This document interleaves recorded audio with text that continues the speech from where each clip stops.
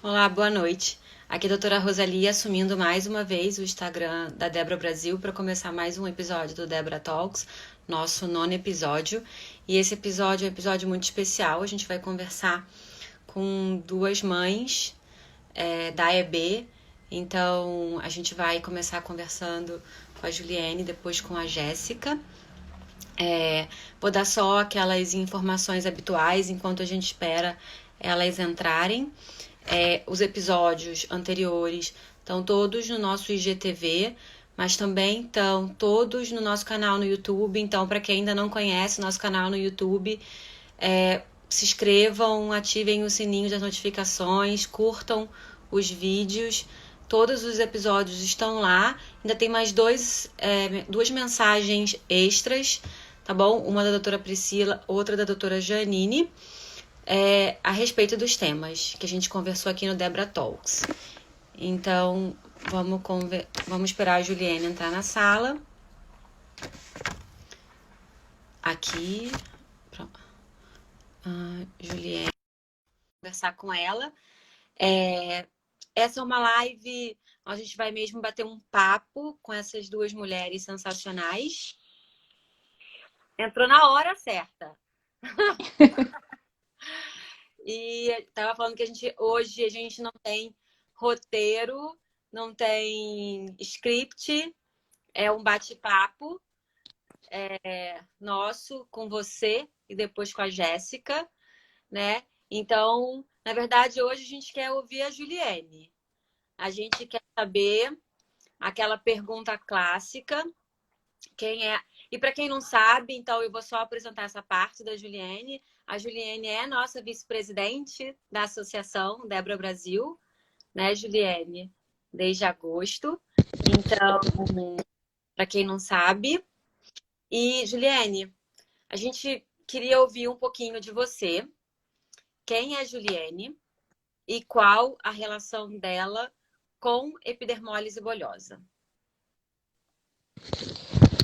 Boa noite para todo mundo. Todo mundo consegue me ouvir? É muito estranho isso para mim, é novo, é a primeira vez que eu faço isso.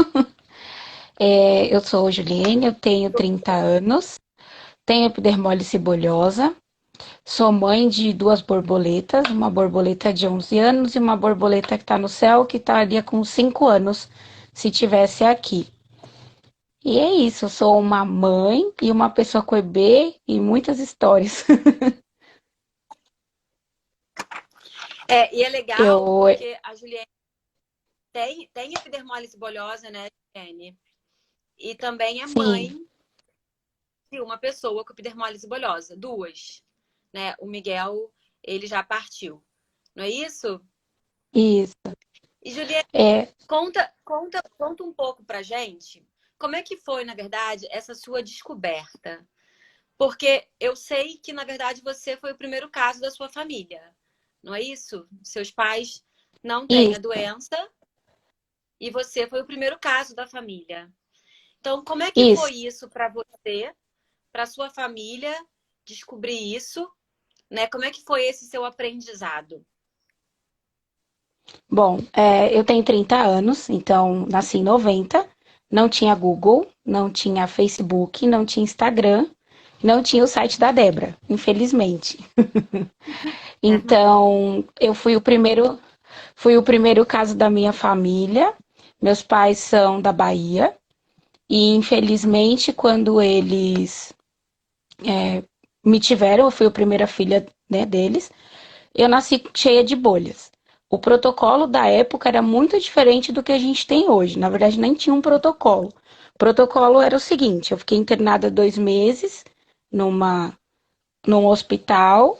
Eles falaram que eu ia morrer, então eu estava lá para morrer mesmo, porque essa doença não tinha perspectiva de vida. E os meus pais, apesar de serem, não estudarem, mas tinham amor e decidiram me levar para casa, já que ela ia morrer, então vai morrer em casa.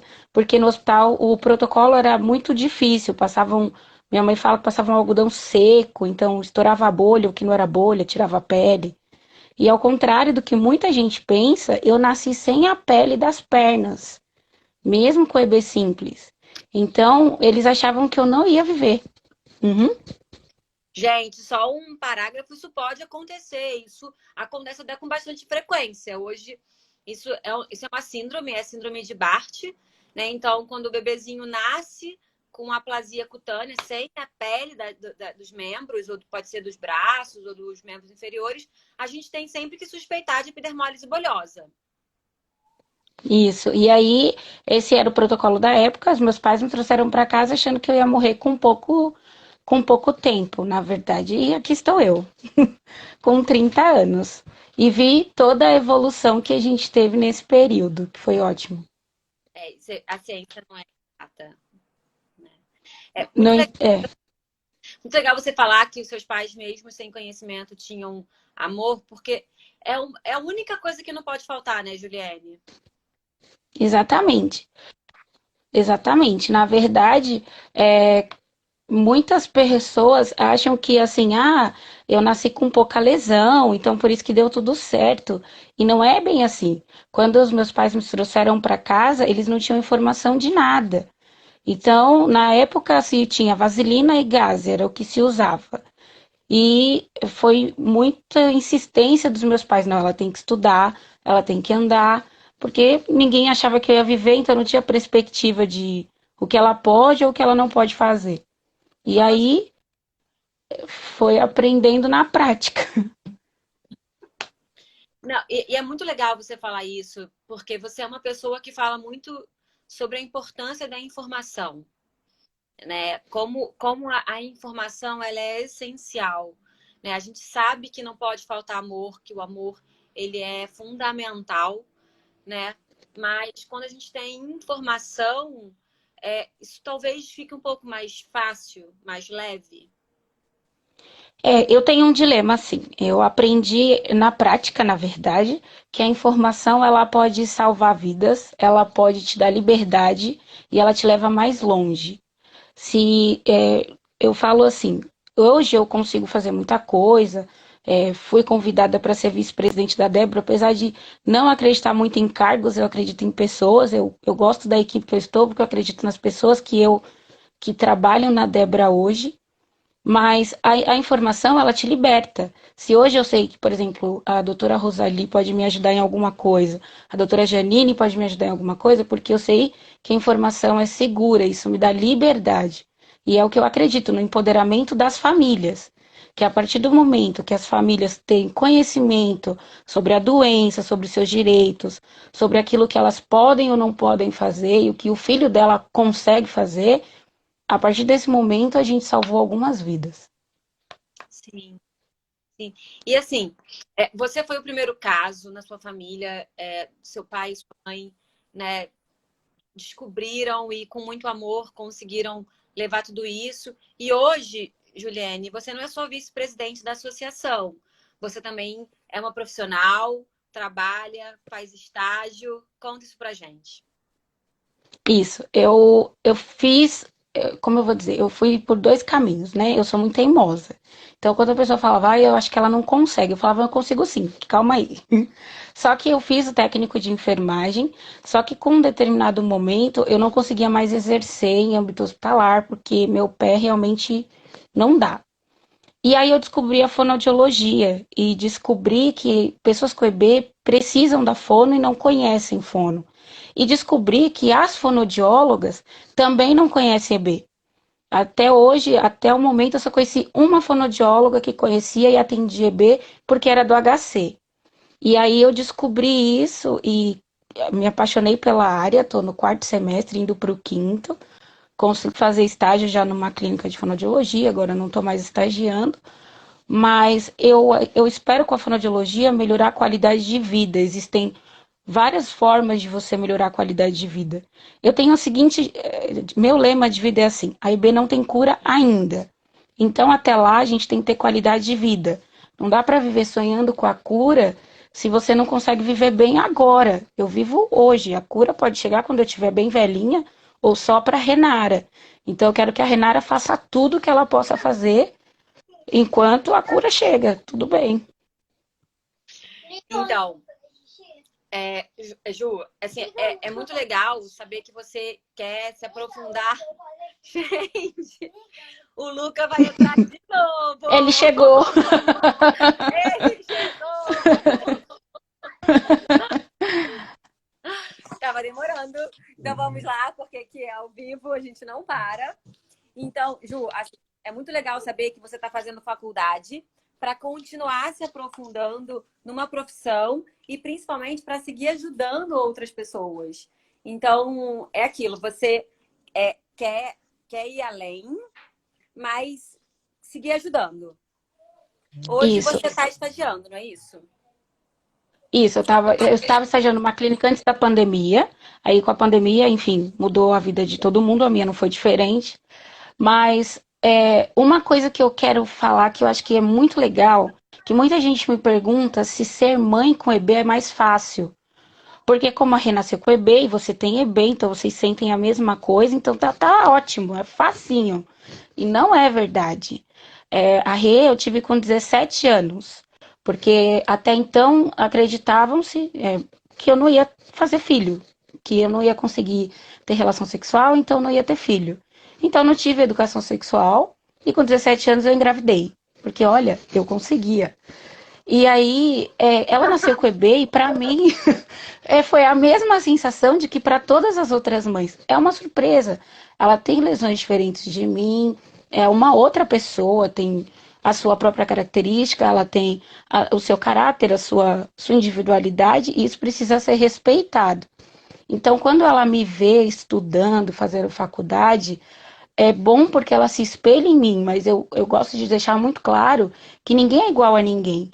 Às vezes você é ótimo desenhando, e às vezes você é ótimo pintando. Então, eu acho que todo mundo com EB, com doença rara, ou que não tenha nada, precisa descobrir no que você é bom, o que você gosta de fazer. Um dia você descobriu que queria ser médica. Então, você correu atrás do seu sonho. Isso vale para todo mundo, com ou sem EB. Sim. Você falou assim que as pessoas devem imaginar que ser mãe com EB de outra pessoa com EB é fácil, mas ser mãe nunca é fácil. Sim, precisava de um manual. Não, É é com verdade. manual. E mesmo você tendo EB e você tendo uma filha com EB e ser mãe não tem um manual, dessa mesma forma não tem um manual como ela vai lidar com o EB. É muito importante que você seja esse espelho, e você é esse espelho para a Renara, né? Não só para a Renara, como talvez para outras pessoas, e com certeza sim para outras pessoas. É, não tem fórmula. Né? Também a gente não sabe se como é que isso vai dar. Então as preocupações de mãe não São as acabam, mesmas. né? Eu tive algumas diferenças, por exemplo. Eu tive parto normal, que não é preconizado. Eu tive dois partos normais, tanto da Renara quanto do Miguel, que a gente sabe que hoje não era para ter sido assim. E da Renara, eu tive a tentativa de amamentar. E, claro, não consegui por questões óbvias. Tanto deu bolha em mim, quanto deu bolha na boca dela. E aquilo era uma frustração, porque eu falava, mas eu vi na TV, toda mãe amamenta, coloca lá no colo, é linda aquela cena. E depois eu percebi que isso era uma frustração de várias mães, independente da EB ou não. Muitas mães não conseguiram amamentar. Então são pequenas coisas, mas que resumem todo mundo. Sim. A EB não te define, não é? Você não conseguiu Não. amamentar, você poderia ter conseguido, outras mães talvez consigam, outras sem nada também não conseguem, não é? É, eu queria saber um pouquinho, assim, de como foi essa descoberta que você ia ser mãe, né? O que você imaginava que ia acontecer com esse bebê que estava, enfim, dentro da sua barriga, né? Como é que ia ser? Se você imaginava que ele poderia nascer com EB, né? E quando você teve essa notícia que ela tinha bolhas, eu não sei se as pessoas na hora te deram o diagnóstico, como é que foi isso para você, essa descoberta? Ser mãe, ainda ser mãe da borboleta. Ser mãe aos 17 anos é uma surpresa para todo mundo. Não preciso nem dizer que foi um choque para a família e para mim. Porém, ela foi muito amada desde a barriga, porque depois do choque, você começa a imaginar. Eu achava, sinceramente, que ia ganhar uma boneca maravilhosa, que você põe uma roupa e é isso que ele faz. Só que quando ela nasceu, é impressionante como a gente se transforma automaticamente. Quando a Renata nasceu, eu sabia que eu tinha que fazer o meu melhor por ela. Ela dependia de mim 100%. Como a maioria das mães, eu sou mãe solteira, né, da Renara. A gente, o pai dela, infelizmente, não foi próximo, não foi presente. E aí entrou muito o apoio da minha família. Tenho pais excelentes que me deram um suporte muito grande para que eu pudesse continuar estudando e cuidando da Renara ao mesmo tempo. E quando me falaram que ela tinha bebê na maternidade, foi bem no parto. Imagina a cena, ela está no parto normal lá, toda numa situação muito constrangedora, levanta o seu bebê e a médica te pergunta o que, que ele tem. Você tem que dizer. Foi assim que aconteceu com a Renara. E eu que falei para a médica, ela tem a mesma coisa que eu. Ela tem epidermólise bolhosa. A gente já saiu de lá com um diagnóstico e com um encaminhamento para um hospital referência, mas não deixa de ser assustador. Eu fiquei pensando, tá, mas será que vai ser distrófica? Porque na época eu não sabia nem o nome. Eu falava, será que vai ser aquela lá que é muito mais grave? Será que vai ser igual a mim? O que que eu vou fazer? Então, a sensação que dá é que você sai do hospital com um bebê cheio de bolhas no colo e um ponto de interrogação gigantesco, assim. Mas, como eu falei, o apoio familiar faz muita diferença. Cheguei em casa com aquele bebê e todo mundo falando, não, a gente vai cuidar dele junto e vai dar tudo certo. Eu tive algumas dificuldades no começo para cuidar dela, limitações minhas mesmo, e depois fluiu normalmente. A gente descobre que ser mãe é uma escola do dia a dia. Cada dia você aprende um pouquinho e vai indo. Ela tem várias fases. Ela tem a fase quando é bebê, que machuca horrores. Aí vai crescendo, machuca um pouco menos. Chega na adolescência, volta a machucar tudo de novo, porque quer descobrir o mundo. E aí você vai indo junto ali. Ainda tem aquelas dúvidas da adolescência, ainda não cheguei nessa fase, mas tem aquelas dúvidas da adolescência, comuns à adolescência, ainda mistura com EB e com todos os problemas, Sim, né, mas que a nessa gente... parte eu vivenciei bastante, porque, por exemplo, hoje eu faço faculdade. Eu luto muito para ter um certo respeito nos ambientes que eu vou, para que eu não seja vista, não seja a minha marca A e B, e seja a minha marca estudante que eu sou, a profissional que eu vou ser. Mas na escola, por exemplo, isso não era tão fácil. A gente não tem maturidade para isso. Então, o bom é que quando a Rê olha, ela pensa, não, isso deve passar, em algum momento vai melhorar, porque a minha mãe tá aí. Porque não é fácil a fase escolar para ninguém.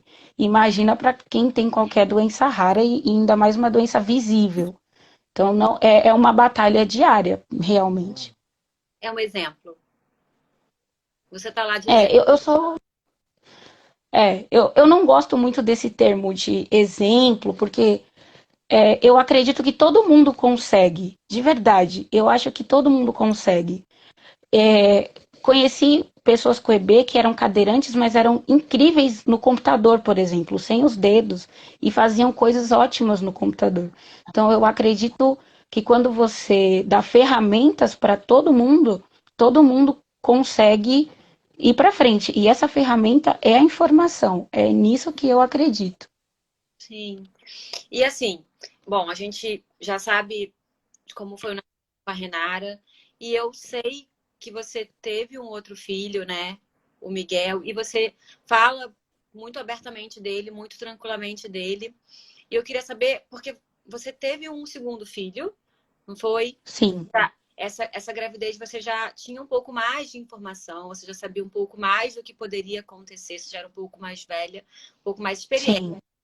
Vamos lá. E como é que foi essa experiência para você?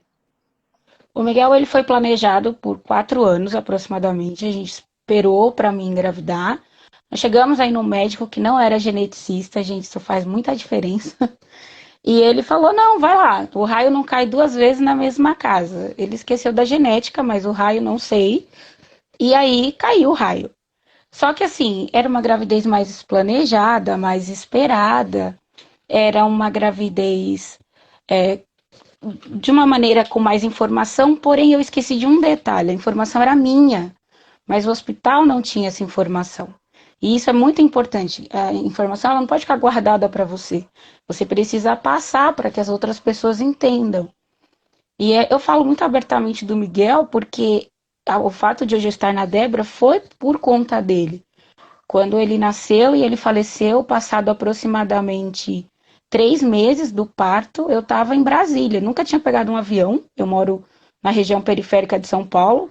E aí eu estava dentro de um avião pela primeira vez indo para Brasília sozinha.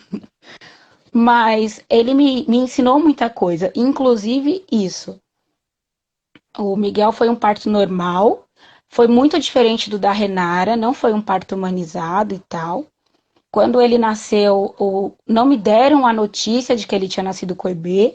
A médica literalmente tirou ele de mim, gritando que ele tinha alguma coisa e que ela não sabia o que era. E eu disse que era EB e desmaiei. Quando eu desmaiei e acordei, ele já estava na UTI, a 38 graus de temperatura, enfim, todo mundo já sabe. E aí o que acontece? Depois que tudo isso passou, eu fiquei me perguntando: será que foi 100% um erro? Ou será que foi 100% falta de conhecimento? Ninguém sabia que, por exemplo, um bebê com EB não podia ir para uma incubadora quase 40 graus, sendo a termo, tendo todas as condições saudáveis, enfim. Então aí foi que eu descobri que talvez, com informação dentro dos hospitais, dentro das maternidades principalmente, muitas mães não precisariam passar pelo processo que eu passei. É. A gente acredita muito nisso também, porque, na verdade, todo o processo do kit, borboletinha, de entrar em contato com a equipe, de ser notificada e as associações, a gente sabe que esse momento é um momento crucial, né, para as famílias, para aquele recém-nascido, para a mãe, para as famílias. Então, assim, a informação tem esse papel e realmente a gente tem que passar a informação. Às vezes é total Sim, desconhecimento. mas o Miguel foi um Ju, grande susto, na verdade, porque a gente tinha certeza que ia nascer tudo bem, que eu tinha informação, eu sabia o que fazer, ia dar tudo certo. E não foi bem assim. Então, hoje eu acredito muito no mapeamento genético, na consulta com geneticista, de vale a você saber pena. exatamente, você saber exatamente quais são suas reais. E eu luto muito para que a Renara saiba. Eu não vou interferir se a Renara quiser ou não ter filhos, mas eu quero que ela tenha real chance, que ela saiba exatamente as consequências de ter ou não um filho. Que ela se prepare para a decisão que ela Isso, tomar, exatamente. com consciência e informação. Exato. Ju, eu queria que você falasse um pouco agora, assim, hoje, como é que tá a sua vida hoje, né? Eu sei um pouquinho, mas eu queria que você passasse para quem está assistindo a gente e principalmente porque a gente vai daqui a pouco terminar a nossa conversa, eu queria que você deixasse uma mensagem final, porque Tá. assim, a sua história tem altos e baixos, como todas as histórias, né? Independente se a gente tem alguma doença rara ou não tem, né? Mas que no final você tá aí, né? Tá estagiando, ainda mãe da Renara, criando a Renara, construindo uma vida a dois. Como é que é? Bom, é muito complicado falar assim, mas eu acho que é como todas as outras pessoas. A gente sofre, a gente tem momentos felizes, mas a gente não pode desistir. A vida, sem dúvida, é o dom mais bonito que Deus deixou para todas as pessoas. E mesmo que você não acredite em Deus, você ainda está vivo. Então, ainda é algo que é um presente para você. Se a gente desistisse de tudo no começo, a gente talvez não chegaria nem em metade disso. Me casei de novo, estou reconstruindo a minha família de uma maneira diferente, reconstruindo a minha carreira de uma maneira diferente. Então eu tenho aprendido muito assim. O que eu desejo é que todas as pessoas, e principalmente que as crianças com EB, possam aprender desde pequeno que elas têm as mesmas oportunidades que todos. Elas podem constituir família, elas podem estudar, elas podem trabalhar, elas podem fazer o que elas quiserem fazer. Talvez de uma maneira adaptada. Tem gente que usa óculos, tem gente que usa aparelho auditivo, tem gente que usa uma cadeira de rodas, tem gente que tem a mão fechada, mas vai fazer. Todo mundo é útil. Essa sensação de ser útil é muito importante. Quando eu perdi o Miguel, eu falei para a doutora Janine que, quando ela me convidou para fazer parte da Debra, ainda na outra gestão, foi um presente porque eu me senti útil. E isso faz muita diferença. Então, eu acredito nisso. Eu espero que as mães que estejam assistindo, eu vi muitas amigas minhas aí, Tem muita. que Eu espero que todas elas possam entender e ensinar os filhos que eles podem tudo, sem medo. Às vezes vai machucar, vai dar uma bolha, vai doer, mas a gente vai passar por isso e vai estar tudo bem depois. Empoderamento. Exato. E empoderamento com liberdade. Eu acredito que a pessoa com EB, ela precisa aprender a pegar um ônibus, ela precisa aprender a pedir Uber, ela pode ir na casa do amigo, ela pode fazer outras coisas com a mãe, às vezes sozinho, mas ela precisa aprender seus direitos, tudo isso de uma maneira independente, sem depender 100% de associação, de ONG, enfim, ela pode nos consultar, mas elas não precisam depender da gente. Sim. A gente espera que, na verdade, eles sejam donos da própria vida, né? Porque caminhar com as próprias pernas, tomar as próprias decisões, com conhecimento, com informação, mas decidir o que é melhor para ela. É isso? Exatamente, exatamente. E aí, foi tranquilo? Ai, foi, mais ou menos. É diferente de dar palestra, mas é legal. É diferente de dar palestra, é diferente. Mas é um bate-papo, né? Foi super legal. A gente conseguiu conversar bastante coisa, não foi isso?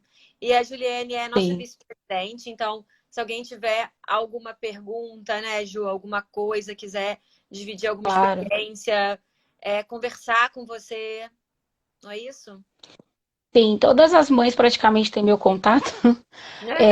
Todas. Então, podem sempre me chamar no privado, todo mundo sabe que eu não tenho restrição de horário, não tenho nada. Me chama a hora que precisar, seja para chorar, para pedir ajuda, para conversar, e a gente faz aquilo que a gente consegue fazer. A gente sabe das dificuldades que todos temos, inclusive a Débora, ainda mais no momento atual, mas aquilo que a gente consegue fazer, a gente vai fazer. E eu acho importante deixar claro assim que às vezes uma palavra, um incentivo cura várias feridas, muito além dos curativos. Então, quando você incentiva, quando você fala, não, a gente está junto e vai dar certo, as coisas caminham sozinhas. Quando a gente está do lado, segura na mão, né? Isso é tão importante, isso é tão forte, né? Às vezes a gente está uma Exatamente. palavra, né, de carinho, de Exatamente. atenção.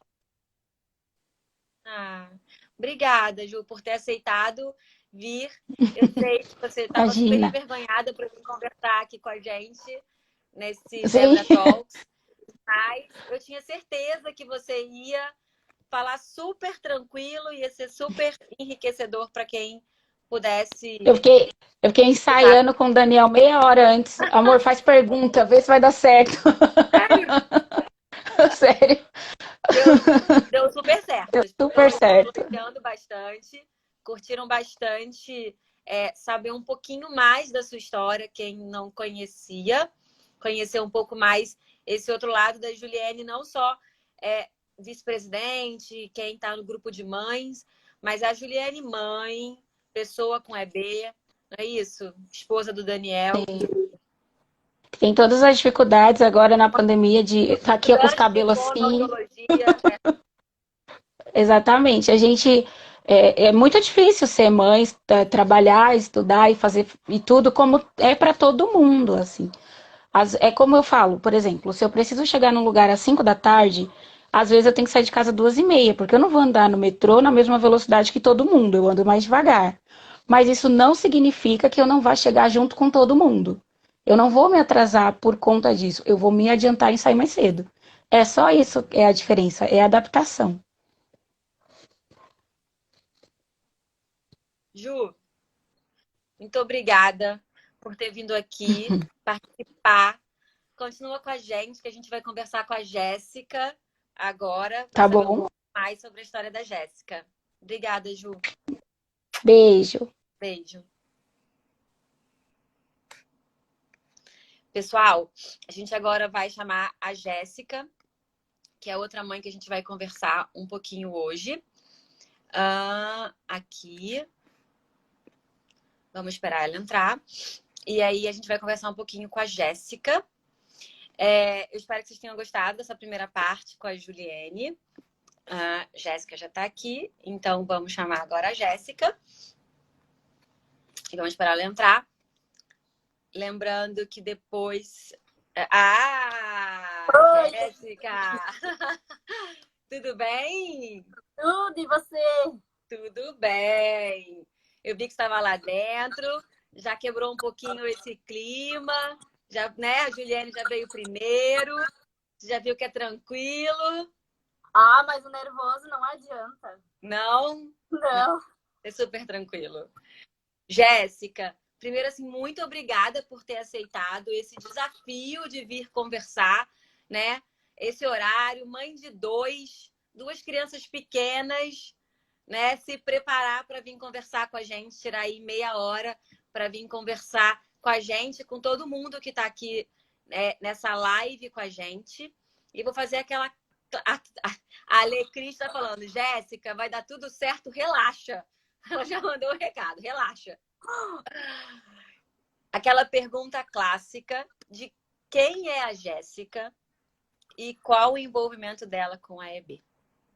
Bom, eu sou a Jéssica, tenho 31 anos, sou mãe do Miguel. Sou mais conhecida como a mãe do Miguel. A mãe do Miguel, você mesmo mais conhecida como a mãe do Miguel. Ninguém sabe que seu nome é Jéssica.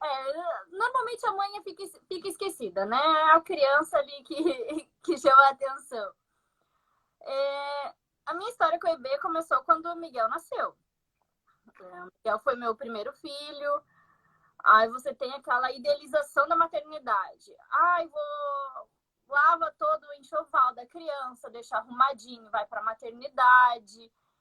E ai, criança nasceu, vai lá, a famosa selfie. E o Miguel nasceu e eu não vi. Não, assim, meu marido acompanhou o parto. Me mostraram o Miguel de longe, já todo enrolado, e só me avisaram, ó, mãezinha. Ele nasceu com um probleminha de pele, a gente vai levar ele pra UTI, mas tá tudo bem. Ele tá bem. Tá bom. E como a do Miguel eu fiz cesárea, e era assim, algo que eu não queria, mas eu sabia que eu precisava fazer cesárea. E a anestesia pra mim, acho que foi assim, eu fiquei muito grogue. Então eu não lembro muito bem do que aconteceu. Pra mim tava tudo paz e amor. Tudo bem. Tudo bem. Aí eu fui pro quarto, sem ele. A hora que eu saí ali da observação do centro cirúrgico, todo mundo olhando para mim com uma cara de velório e eu toda feliz. Tá tudo bem. E aí você vai ali, ninguém te dá notícia do que realmente aconteceu, até porque todo mundo fica preocupado, né? Ai, como que ela vai reagir? Porque eu sempre fui muito pavio curto. Eu nunca soube lidar muito bem com algumas situações. Então, ninguém me contava muito bem o que estava acontecendo. Aí, de noite, e meu marido ficou na porta da UTI, eu não vi ele. O Miguel nasceu, ele ficou lá esperando notícia dele, e eu fiquei sozinha no quarto. Então, ele veio bem de noite para falar, olha, o Miguel tá na UTI, ele nasceu sem pele, e os médicos estão vendo como que cuida. Ninguém sabe o que ele tem. Aí o Miguel nasceu de meio-dia, era umas 10 horas da noite, eu fui ver ele na UTI. Nossa, eu vi ele todo enfaixado, tava com sonda, com oxigênio, mas até então eu tava tranquila. No dia seguinte que caiu a minha ficha que eu tava sem ele, que eu fui pro quarto sem ele, que ele ia ficar internado. Aí eu chorava. Nossa, eu chorei um monte. E falava, meu marido, eu não vou pra UTI, eu não quero ver ele. Ele precisa de mim forte, sem estar chorando. E ele, não, você vai entrar, você vai ver ele, porque ele precisa de você, chorando ou feliz. Então, assim, eu entrei na UTI arrastada, porque ele me arrastou pra dentro da UTI e vamos nessa. Então, ele que me deu muita força. Ele que chegava assim, não, a gente tá aqui, vamos enfrentar isso da melhor forma possível. Então, assim, uma boa parte do que eu sou hoje como mãe Meu marido me ajudou muito. Que legal. E uma coisa que eu observei conforme o Miguel foi crescendo é que as mães normalmente ficam sozinhas. Porque eu não sei, a cultura machista que a gente tem, o marido larga a mãe e fala, não, eu quero uma criança perfeita. O problema é seu, se vira. E aqui em casa, e depois dessas situações, que acho que as pessoas começaram a ver que o meu marido estava junto ali na situação, que acho que os homens começaram a participar mais da vida das crianças com EB, recém-chegadas, né? Mas, assim, passou todo esse auê, eu tive muito apoio da equipe do hospital, tive a Janine ali pra gente, foi essencial nos primeiros dias de vida do Miguel. Por mais que o hospital não soubesse o que era, ele teve atendimento como queimado. Foram, acho que, algumas enfermeiras do Hospital Evangélico, lá de Curitiba, para atender ele. E começou os cuidados e a gente chegou ao contato da Janine. O hospital chegou no contato da Janine. E ela já deu todas as orientações para a equipe da UTI NEL. A equipe do hospital foi muito receptiva, que é algo assim que a gente não vê com tanta frequência, né? Uma equipe hospitalar aceitar a opinião de um médico de outro lugar. Porque também entra aquela questão de ego. Então a equipe foi muito receptiva, foi muito aberta. Eles acolheram muito bem a gente também, de suporte com psicólogo. Um atendimento assim, multidisciplinar com o Miguel mesmo. Acho que isso foi muito bom, tanto para o desenvolvimento dele, quanto para a gente mesmo. Porque se você tem uma equipe multidisciplinar que te acolhe, te explica como você pode proceder em casa em determinadas situações, a qualidade de vida da criança vai ser muito maior do que aquela criança que não teve esse atendimento, que não teve acesso a esse tipo de instrução. Hoje, a gente olha o Miguel, se ele tiver de manga comprida, que não apareça, digamos assim, a pele dele marcada, você não diz que ele tem EB. Porque ele, no meio da turma da escola, ele é uma criança normal, ninguém sabe que ele tem EB. Porque ele procura fazer tudo que os coleguinhas fazem. Sim.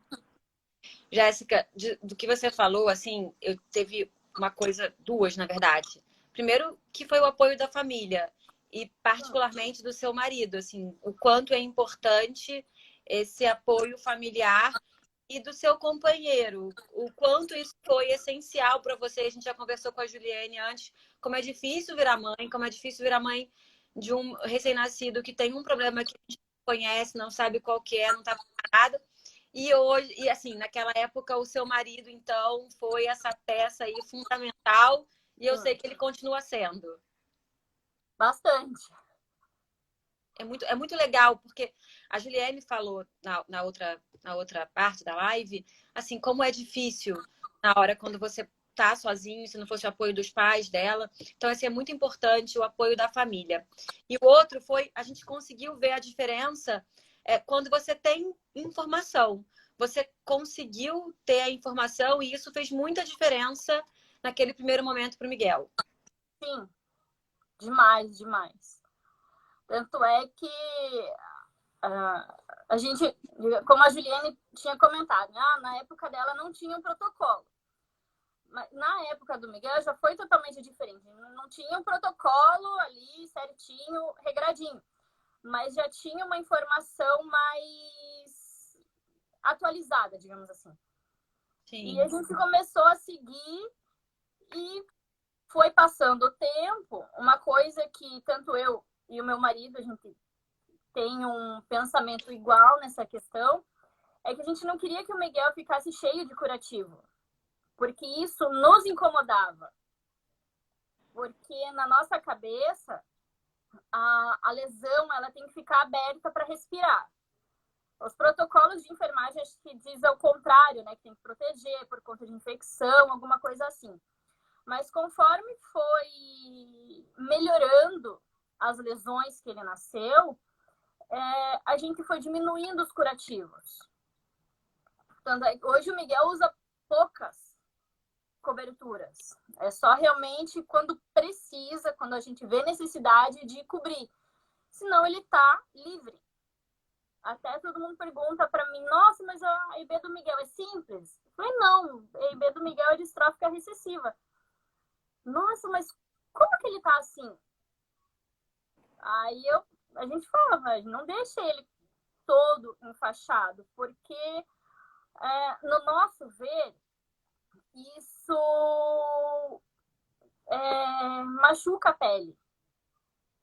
Em vez de deixar a pele respirar, se regenerar, ela vai cozinhando.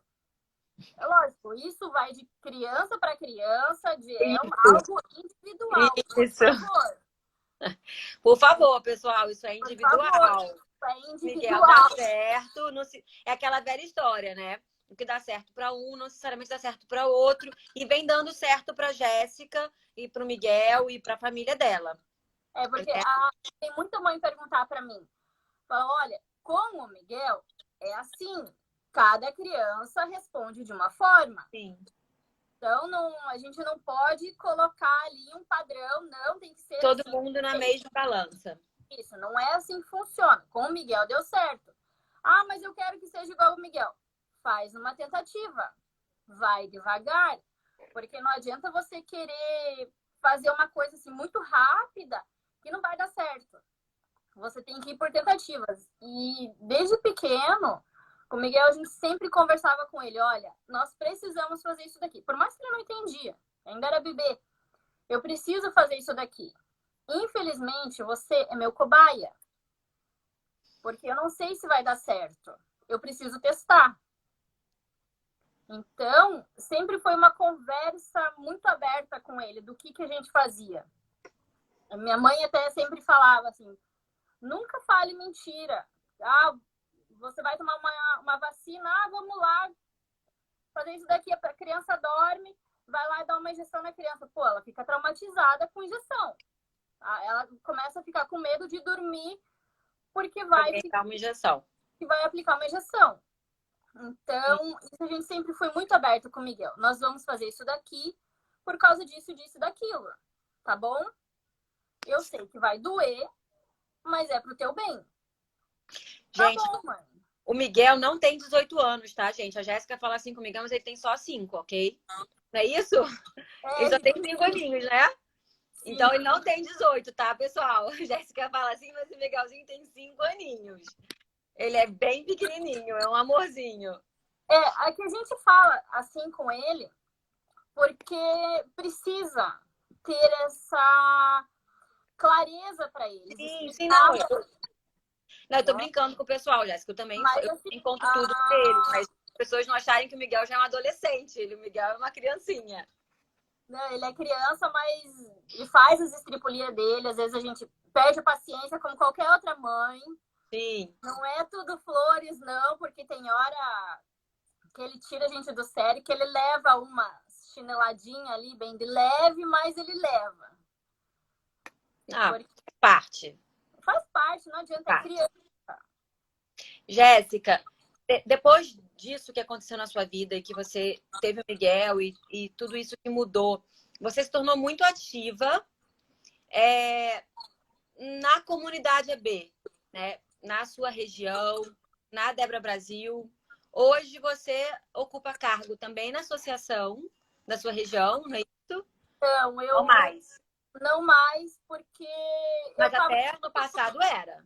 Não, até ano passado eu fazia parte da associação aqui do Paraná, a APAPEB, mas aí por conta da Luísa, eu fiquei... eu vou chegar nesse ponto, calma aí. Vou perguntar. A demanda em casa estava demais e eu não conseguia cumprir com as obrigações que eu deveria ter dentro da associação. Então, eu esperei acabar o mandato e falei, eu não vou, obrigado, porque realmente eu não adianta eu ficar lá como um papel.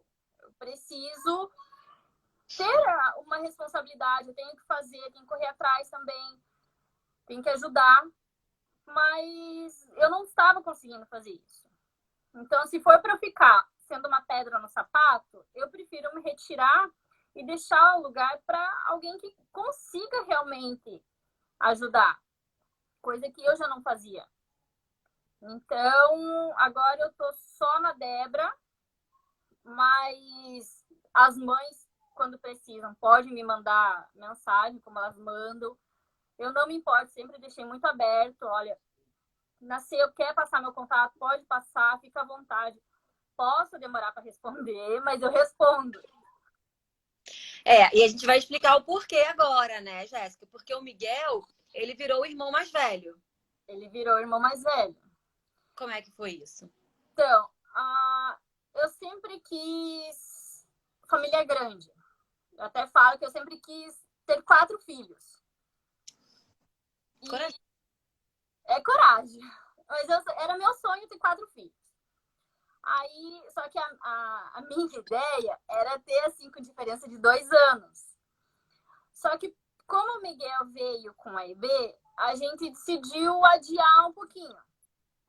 Aí, quando ele já estava com 4 anos, eu descobri que eu estava grávida. Foi tudo planejado, mas, assim, não era ser para começo do ano, era mais para metade do ano.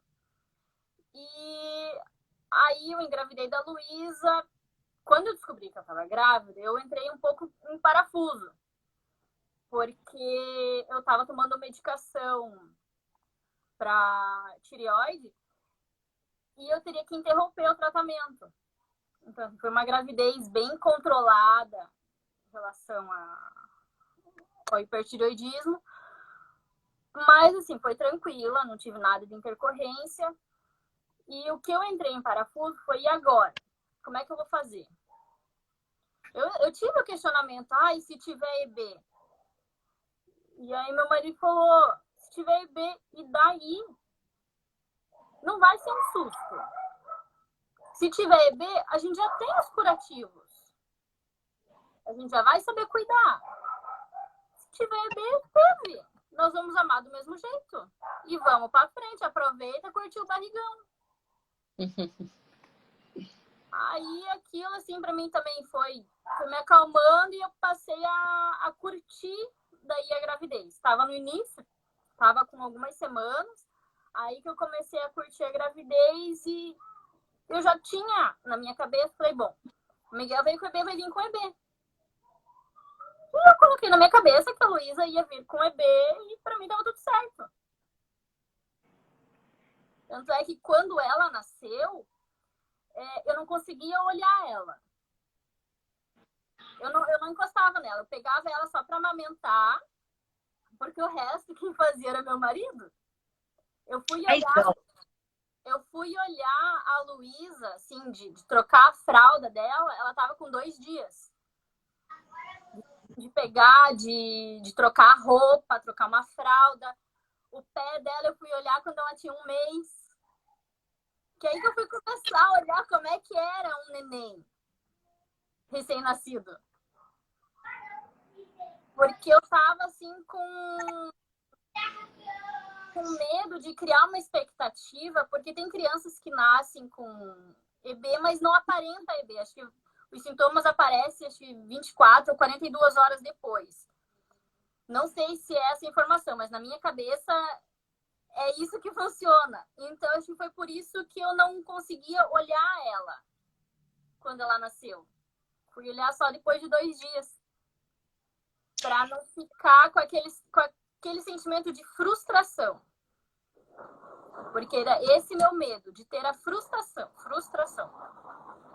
E assim, a Luísa não tem nada, não é? Ela não tem EB. Não. E como é que foi o encontro do Miguel, que tinha agora virado irmão mais velho, com a bebezinha, a Luísa? Ele morreu de amores por ela. Porque eu ganhei ela de madrugada, então ele foi ver a Luísa se não me engano, à tarde do dia seguinte. Mas ele estava muito ansioso para ver. Aí também, pegou ela no colo, beijou, pronto, quero ir para casa. É minha, né? Me dá. Tá. Mas até hoje, assim, a gente às vezes brinca com ele quando ela machuca ele na brincadeira.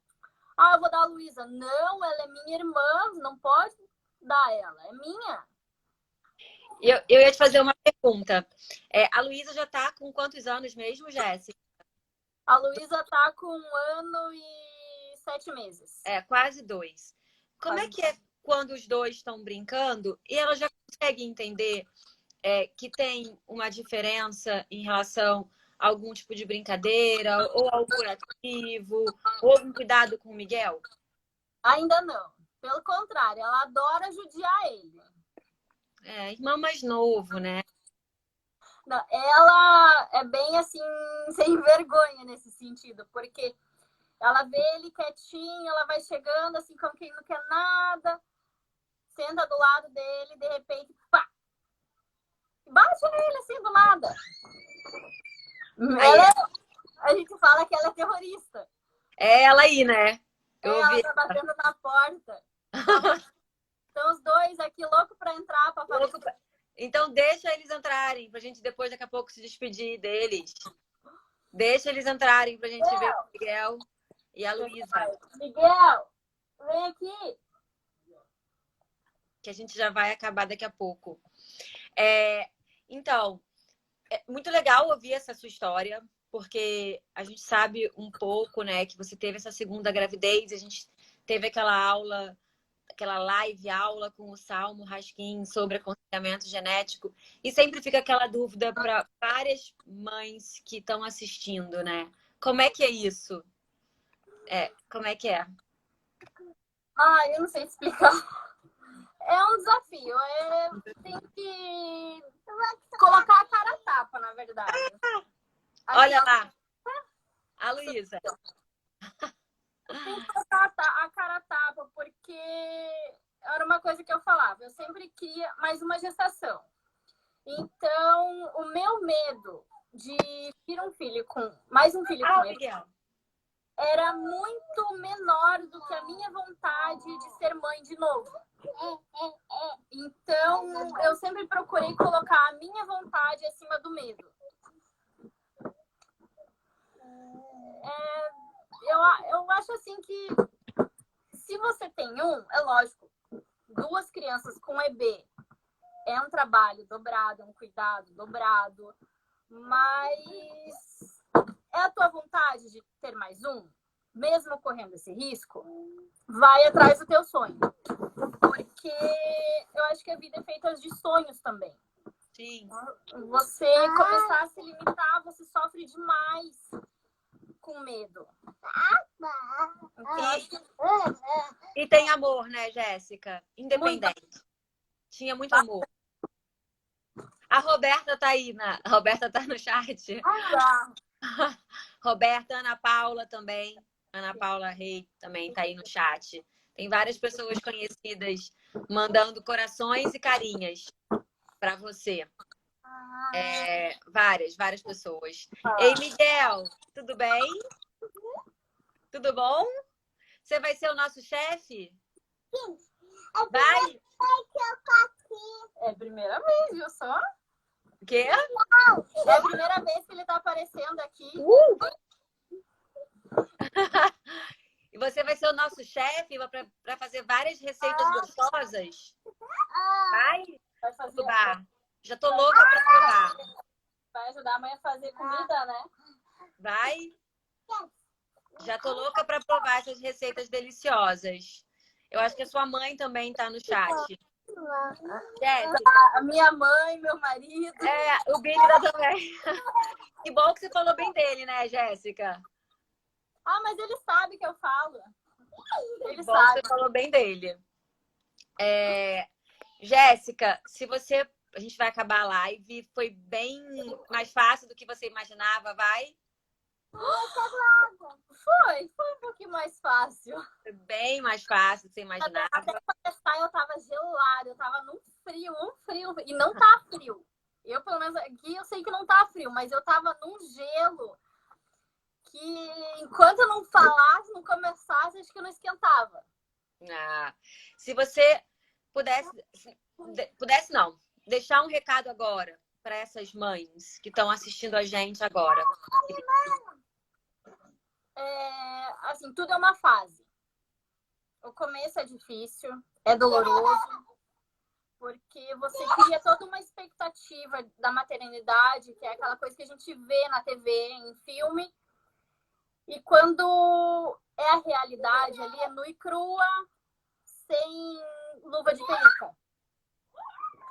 Mas com o tempo você vai aprendendo, você vai vendo que nem tudo que falarem para você é um monstro de 7 cabeças. É uma coisa assim pequenininha. E tudo é uma fase. Hoje tá bom, amanhã pode não estar, mas no outro dia vai estar melhor. Novamente. E como meu avô dizia, o sol nasce para todos, todos os dias. Então, eu já tenho fases ruins com o Miguel, que eu falo, eu não aguento mais, eu tô cansada. Mas aí, a hora que eu fecho o olho para dormir, amanhã é um novo dia, amanhã vai estar melhor, amanhã vamos ver o que me aguarda. Eu acho que tem que ser assim, porque louca eu já sou. Então, ficar mais louca ainda, eu acho que é impossível.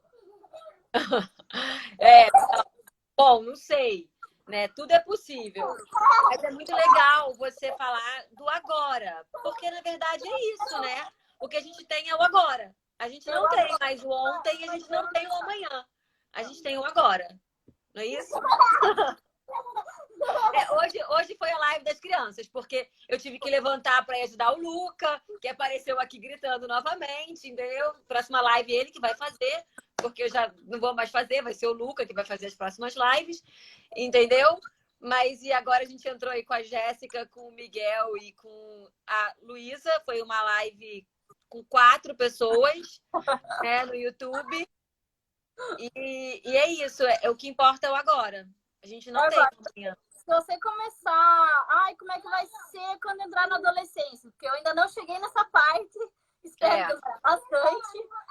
Mas antes, no começo, eu começava a pensar, como é que vai ser na adolescência? Como é que eu vou explicar isso?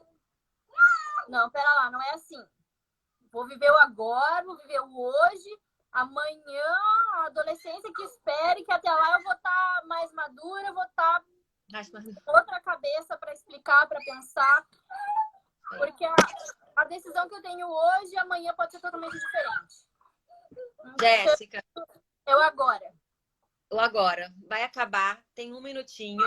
Adorei conversar com você, com o Miguel, com a Luísa, com a Juliene. Adorei fazer essa live para a comunidade, para expor a experiência de vocês. Botar o Miguel ao ar, ao vivo, né, Miguel? Olha lá. Aqui. Aí. Essa live, pessoal, vai ficar gravada no IGTV para quem não viu poder ver. Depois vai para o YouTube. Vai pro YouTube. Então, né, Miguel? Fala aí, Miguel, quem não assinou o nosso canal para assinar, não é isso? Tem que... Fala, assinem o canal. Clicar no sininho. E assinem e apertem o sininho das notificações. Aperte o sininho da notificação. Isso! Para saber das novidades. Eu que agradeço o convite, muito obrigada. Tem muita coisa. Tem bastante pessoas aqui. A gente que agradece você ter vindo aqui, colocar a sua experiência, abrir um pouco da sua casa, da sua vida, da sua família, contar um pouco do que foi essa experiência para você.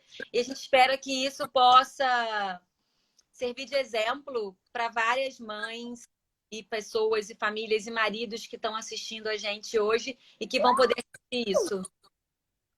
Eu que agradeço, espero poder ajudar de alguma forma. Vai cair. Qualquer coisa, eu estou disponível. Gente, E o Miguel também. E o Miguel também.